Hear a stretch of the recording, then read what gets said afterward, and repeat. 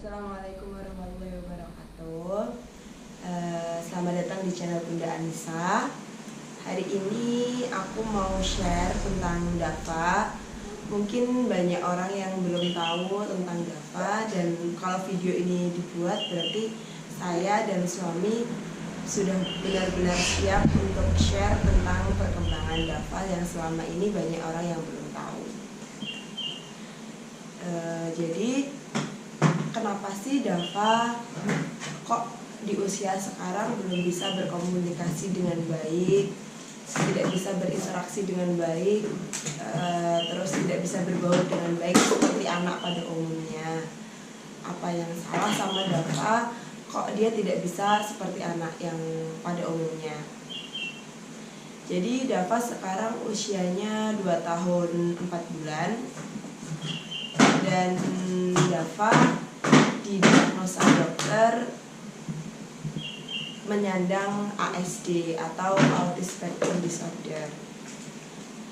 Kita tahu Dava didiagnosa ASD itu pada usia 2 tahun kurang 1 bulan.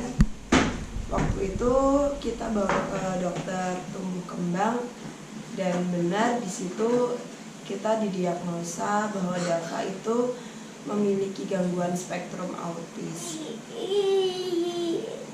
Sebenarnya kita tuh sudah punya kecurigaan sama Dava tuh sekitar umur 1 tahun setengah, 1 tahun sampai 1 tahun setengah. Cuma karena saya pribadi sebagai seorang ibu takut kalau ada diagnosa yang jelek tentang Dava, makanya saya selalu tarik ulur nih, mau bawa ke dokter, iya enggak ya gitu. Sampai akhirnya pada waktu itu usia 2 tahun kurang 1 bulan, 23 bulan, kita sepakat sama suami harus bawa anak ini ke dokter tumbuh kembang. Kenapa Dava harus dibawa ke dokter tumbuh kembang? Karena memang Dava ini banyak aspek yang harusnya dia capai tapi dia tidak capai. Tapi kita waktu itu yang menganggapnya, oh ini biasa nih, nggak masalah nih, mungkin nanti akan membaik dengan sendirinya, mungkin memang anaknya aja yang cuek gitu. Banyak banget yang harus diperbaiki waktu itu. Waktu dibawa ke dokter pun saya masih takut, masih nanti kalau diagnosanya jelek gimana, kalau sesuai yang nggak saya harapin gimana. Padahal sebelum saya bawa ke dokter tuh, kalau kita lihat list ciri-ciri itu ada di Dava, dari Dava yang nggak bisa nunjuk, Dava yang nggak bisa komunikasi dengan baik, Dava yang tidak bisa berinteraksi. Tapi saya masih takut untuk membawa ke dokter. Waktu didiagnosa autis, sebagai seorang ibu ya runtuh ya, kayak takut, nangis, sedih, mikirnya yang macam-macam, gimana nasib anak ini ke depannya, udah overthinking semuanya, udah nangis gak karuan. Hampir 1 minggu saya stres banget. Sampai sekarang pun kadang saya masih kayak nggak nerima keadaan aja. Kenapa kok saya yang harus ngalamin ini? Kenapa kok anak saya yang kayak gini? Cuma waktu itu saya cuma tanya ke suami, kenapa sih kok kita yang dapat ini? Suami cuma bilang ya karena kita mampu gitu.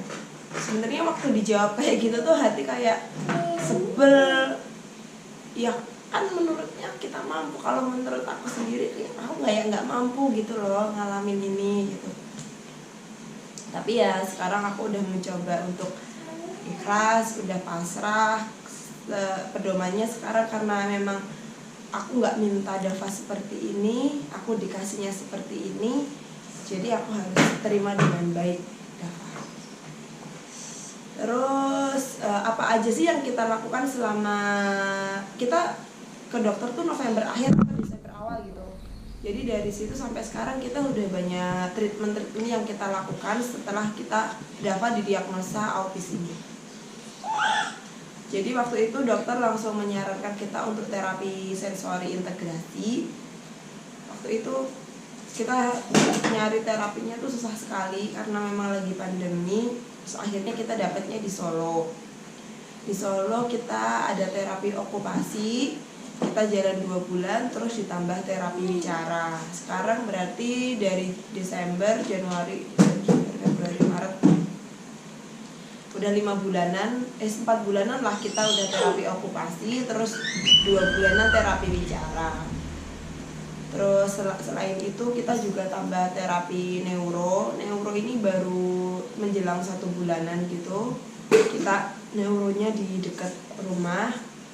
Terus kita mau tambah lagi ABA.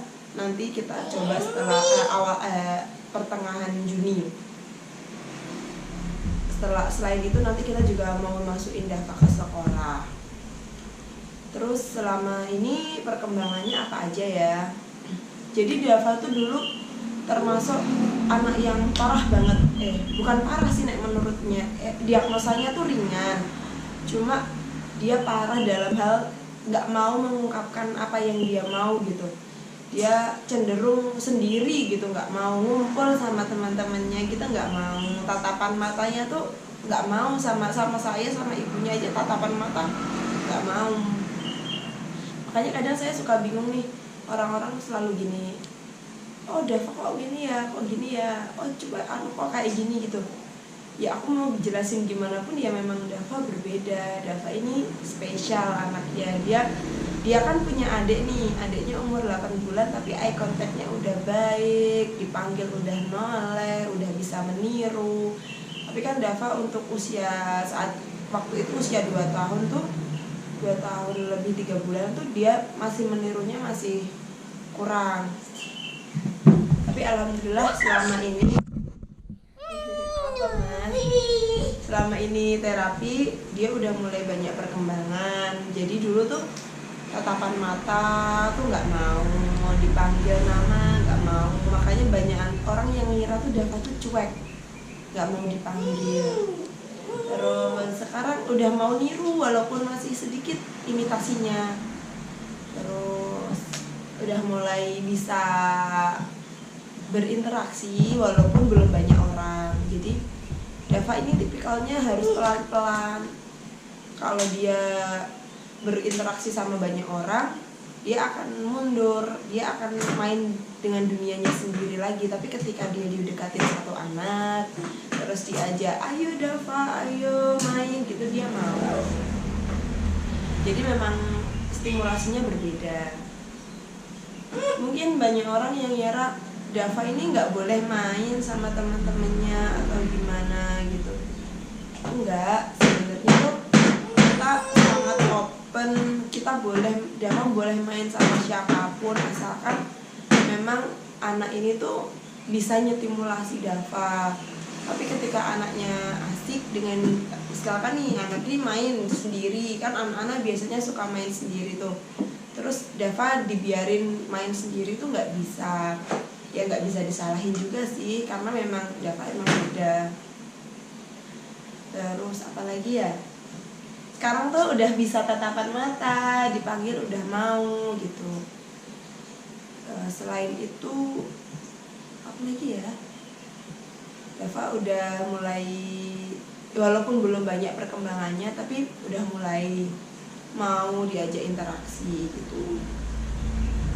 Selama ini kita terapinya di Solo dan ya lumayan capek fisik, capek tenaga, biayanya juga lumayan mahal karena kita memang adanya kita posisi di Jawa Timur dan kita harus terapi ke Solo. Jadi sebenarnya saya mau di sini tuh mau share aja sih, mungkin banyak orang tua yang mengalami kejadian anaknya yang sama kayak saya. Sebagai penguat mungkin kita tuh harus nerima gitu loh, jangan lama-lama nggak nerimanya. Mungkin ada fasenya memang kita nggak nerima nih kondisi anak kita kok berbeda, kok nggak sama kayak anak yang lain gitu. Tapi jangan lama-lama. saya pun sekarang tuh masih kadang suka nggak pede kalau bawa Dava kemana gitu, takutnya ada orang-orang yang nganggapnya tuh, wah anak ini kok untuk usia ini kok belum bisa gini, untuk usia segini kok belum bisa gini, anak ini lama banget ya gitu. Takutnya tuh ada orang-orang yang kayak gitu, jadi saya suka nggak pede nih bawa. Terus mungkin kalau orang-orang tahu saya bisa kok tanya langsung. Saya tuh cuma butuh kayak dukungan dari teman-teman. Kita minta doanya, minta supportnya, semoga terapi-terapi kita lancar.